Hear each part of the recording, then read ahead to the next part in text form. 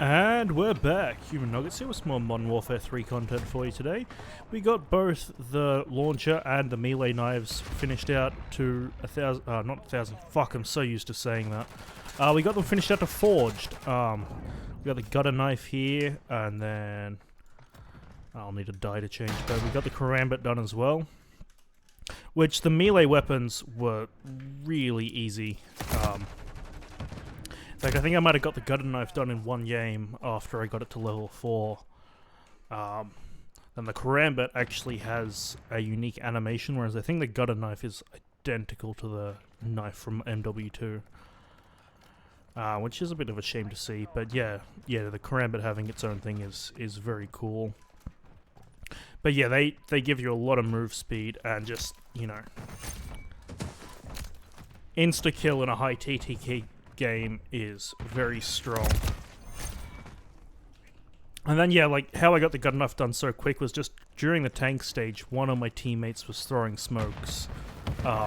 So I was literally just running circles around the tank and just, you know, meleeing whenever I saw anybody. And if they didn't just want to lose, they had to keep pushing it. And then obviously, you know, running through their spawn in the bunker section is really powerful because meleeing doesn't take much longer, so you can still make it all the way through, but you get to kill a bunch of people on the way.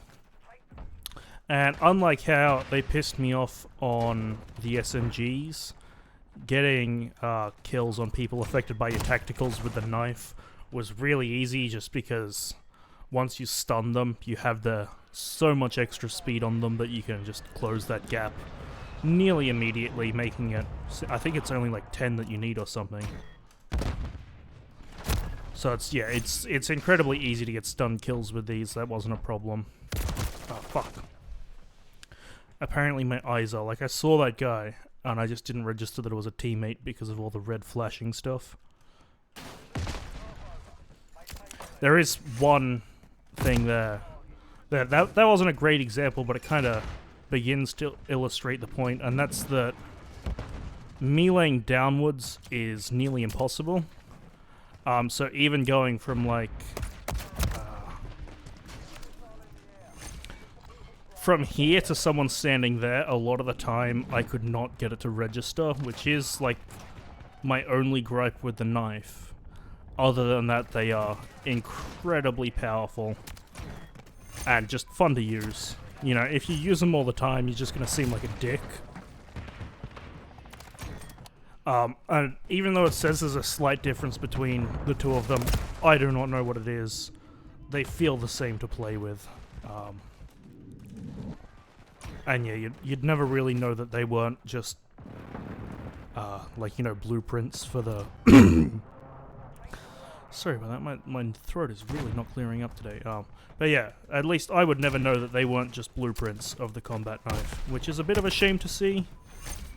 And it makes it seem like they were almost just filler as needing to get an extra class, but, you know, it's not too terrible. This thing, however, was such a fucking pain.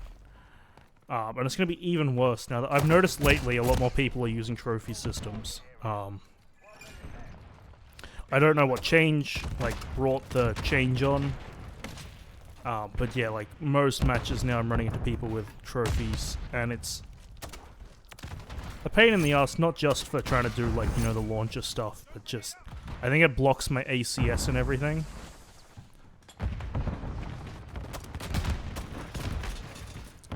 But yeah, no, fucking destroying equipment with this thing. I wish I had some advice for you. Like, the only thing I have is run engineer vest, but that's kind of a given. Can I make it around here? With a knife, I'd be able to. That's interesting to know. But yeah, no, just nobody runs claymores or proxies. I also don't know how this thing works. With how sometimes it'll explode and sometimes it'll bounce.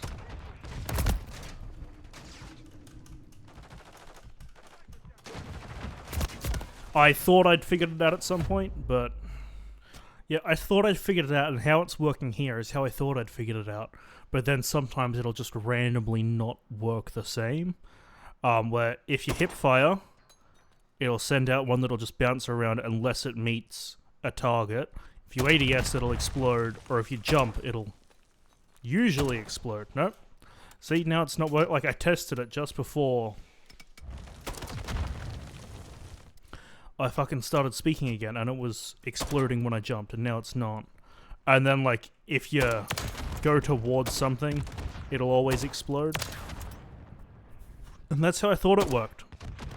But then randomly in match, it'll just seem like it's working differently.